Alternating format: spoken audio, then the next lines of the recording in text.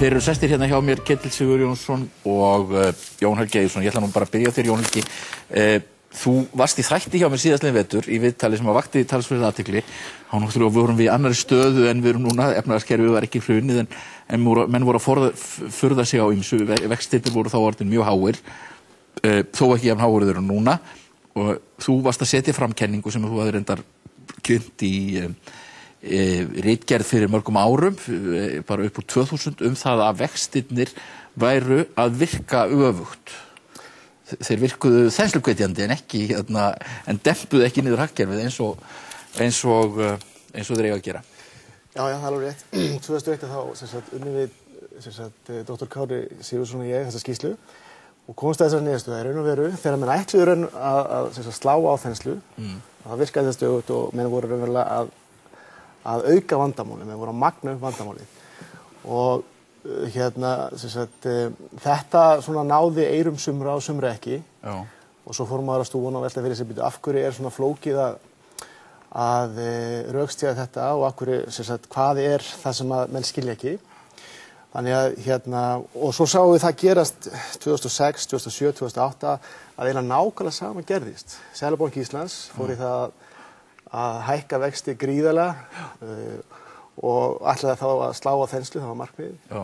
En raun og veru þá gerist það bara aftur að okkar mati að þetta var svona þenslu hvetjandi og 2008 vorið þegar krónan gaf verulega eftir 17. mars þá fór maður að velta fyrir sér og við skrifum þess grein fyrir það hrun að þá fór maður að velta fyrir sér ekki hægt að koma þessu á framfæri þá með einhverjum hætti þannig að þetta komast betur til skila og ég talaði við ýmsa hagfræðinga og þeir náttúrulega bentu réttilega á það að þessi hefðbundnu hagfræðimódel þau sýna þetta ekki.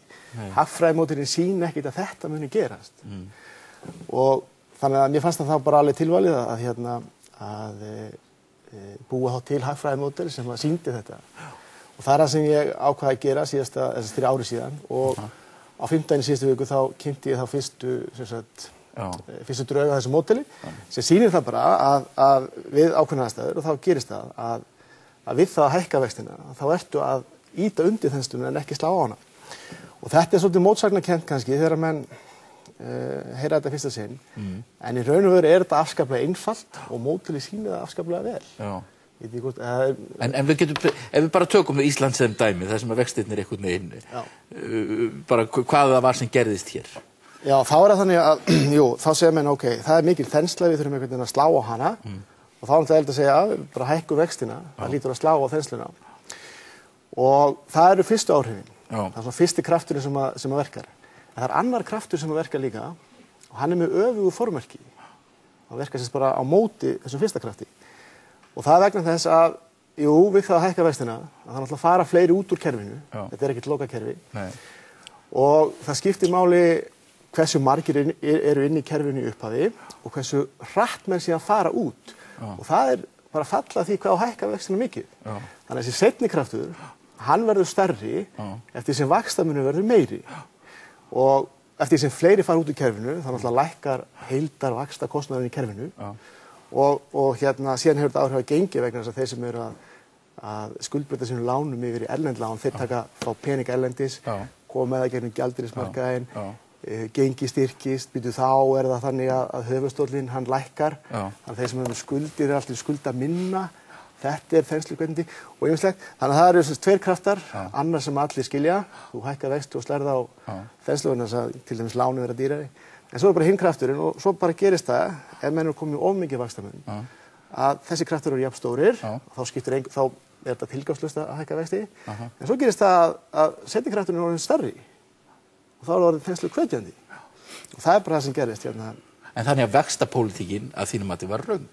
Algjörlega röng og hún er bara eitt af því sem kom okkur á hausinn? Já, það er mín skoðun og við getum líka spurt okkur að í dag til dæmis af hverju erum við með gjaldeyrishöft við ekki vegna þess að við erum með kannski 400-500 milljarða inn í kerfinu og við getum ekki hleypt því út af því að ef það fer út þá hrynur krónan. Það er þessi jöklabréf. Þessi jöklabréf sem útlendingarnir eiga og við af hverju komu útlendingarnir inn? Var það ekki vegna þess að það voru svo óbærslega hái vexti og það búin til hérna eitthvað svona falskur kaupmáttur. Þannig að það sem skiptir máli í þessu að þetta er ekkert nýtt. Við sáum þetta sem sagt í aðdraganda hrunskrónunnar 2001 og við sáum þetta í aðdraganda hrunskrónunnar 2008. Já. Þannig að þetta er ekkert ný stefni á Seðlabankanum að gera þetta. Já, en er þetta ekki svolítið merkilegt að nú er verið að tala um að ráða nýjan seðlabankastjóra og aðstoða seðlabankastjóra og það eru þeir sem eru taldir líklegasti til að fá þessi embætti eru höfundar þessara stefnu. Hagfræðingar, núverandi aðalhagfræðingur og fyrrverandi aðalhagfræðingur. Já, nú ertu að fara að beða um að tala um pólitík sko, en hérna, jú, ég set spurningmarki við það. Já. Það er alveg ljóst í mínum huga og að hérna, þessi hávaxtastefna, hún hefur komið okkur í veruleg vandræði og ekki bara einu sinni. Og byrju, hverjir eru á bak við það? Það er ekki hérna, þeir sem sátu í síðustu 3 árin í Seðlabankanum. Þetta er búið að vera miklu lengur öldri en það. Já. Og þá segi ég, byrju, hvernig ætlum við að verðlauna svona klúður? Er það á að veita með stöðuhækkun og svo framvegis? Ég persónulega segi bara nei takk. En við skulum fara aðeins út í þessi ástandið eins og það núna. Við erum með 17% vexti og sem eru náttúrulega allt að drepa og við erum með höft og atvinnulífið bara er að þjáist. En það er ekki hægt að lækka vextina út af þessum jöklabréfum. Hvað eigum við að gera? Já, Seðlabankinn segir það að við getum ekki lækkað vexti vegna þess að þá veikist krónan. Já. Við Kári hefum skoðað þetta og fórum í gegnum rökin sem Seðlabankinn gaf og sko, það eru 3 rök sem segja þetta stenst ekki. Vegna þess að það er þannig að það eru þessi, segjum 400-500 milljarðar inn í kerfinu og þessir upphæð, hún ber vexti og gjaldeyrisreglurnar eru þannig að vextirnir, það má taka það út úr kerfinu. Þannig við erum að borga vexti, þeir eru að flæða út úr kerfinu vextirnir af þessum... Í formi gjaldeyris. Í formi gjaldeyris, í hverju meinasta mánuði eða hvað? Já, þegar að útlendingarnir fá sína vexti, þá er ákveðið, vil ég taka þetta út núna eða morgun, eða hvernig það er. Þannig að býtum við, sko, ef þú ert með 500 milljarða og ef þú ert með 17%, þá er það 85 milljarðar á mánuði bara í vexti og býtum það má breyta því í gjaldeyri, það má fara út úr kerfinu, það veikir krónuna, en býtum Seðlabankinn sagði að hérna, það þyrfti að styrkja krónuna, þess að hafa vexti, stenst ekki. Þetta er númer 1. Númer 2, þá er það þannig að íslenska krónan þarf bara að endurspegla þetta efnahagslíf á Íslandi. Já. Og hérna, sko, það var verðhjöðnun mæld síðast, 0,59% á milli mánaða, það jafngildi verðhjöðnun 7,3%, þannig að raunverulega eru menn að bjóða það upp á 24% raun stýrivexti á þessu tímabili og ég segi bara, herðu, býtum við, nú skiptir máli að styrkja þetta efnahagslíf. Það efnahagslíf, það er síðan endurspeglað í styrk krónunnar. Ef við trúa því efnahagslíf, ef það nær flugi og nær að jafna sig, þá má krónan styrkjað.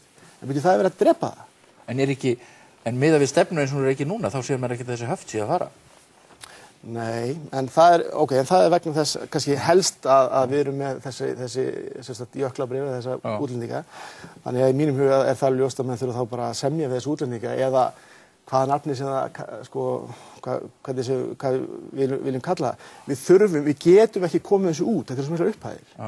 500, ef þetta eru 500 milljarðar, ef þetta eru 400 milljarðar, þetta er margfalt það sem að kosta að byggja Kárahnjúkavirkjun. Þetta er margfalt veltan á gjaldeyrismarkaði. Þetta eru cirka áhrifin jafngilda einhverjum 2 milljónum tonna þorski. Bara, þetta eru svona gríðarlegar upphæðir sem að búa leiða þetta inn í landi að það þarf að semjumynda eða tryggja það að þetta er ekki að trufla okkur. Það þarf að taka þetta föstum tökum og svo þurfa menn alltaf að komast út úr höftunum einhvern tímann. En leiðin er ekki að hafa svona háa vexti. En vandinn er alltaf bara sá að þessi þjóð er svo skuldug. Já, við þurfum bara að horfast auðvitað það. Við erum skuldug og við getum ekki borga allar þessar skuldir og við getum ekki tekið á okkur hvað sem er. Menn hafa verið voðalega getnir á það til þess með Icesave að við höfum bara einhvern veginn að taka það á okkur. Ég segi nei, við höfum ekkert að taka það á okkur. Við sem þjóð og við höfum aldrei samþykkt Icesave og það er algjörlega ábyrgðarlaust í mínum huga að stjórnmálamenn eins og þeir hafa talað við þurfum að bjarga bankakerfi Evrópu, annars er allt fyrir á hliðina. Það var feill í Evrópulöggjöfinni og þá er þetta sameiginlegt vandamál okkar að Evrópusamsins. En þegar við drukkum saman kaffendaginn þá sagðir við mig að skuldir Íslendinga væru þannig að ef við fengjum mannkyni til hjálp okkur þá væri það 2000 krónur á hvert mannsbarn á jörðinni. Já, við fengum fengum 2 skall frá hverjum Já. og svo fórum við hérna allir að biðja 100 kall á haus, Rauðukrossin og Mæðrastyrksnefnd held ég að verið og við náðum 50 kalli. Þetta er náttúrulega ótrúlega tölur. Ótrúlega tölur, heyrðu. Ég þakka þér fyrir, þú situr bara hérna aðeins með okkur en